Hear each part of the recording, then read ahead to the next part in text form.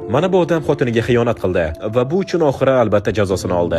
Katta konsertda bir milliarderdan qochib bo'lmaydigan holatda xiyonat fosh bo'lib qoldi va bu butun dunyoda katta shov-shuvga sabab bo'ldi. Kamera tomoshabinlar o'rtasida bir o'rta yoshli juftlikni mehr bilan quchoqlashayotgan paytda tasvirga oldi. Ayol darhol yuzini berkitdi, erkak esa cho'kib olib o'zini yashirishga urindi. Zal jim bo'lib qoldi. Sahnadagi Kris hazillashib dedi: "Yoki ular bir-biriga xiyonat qilib yurishgan yoki shunchaki juda uyatchan." Ularning g'alati reaksiyasi tezda hammaning e'tiborini tortdi va ko'p o'tmay kim ekani ma'lum bo'ldi. Ikkalasi ham turmush qurgan, ikkalasining ham farzandi bor.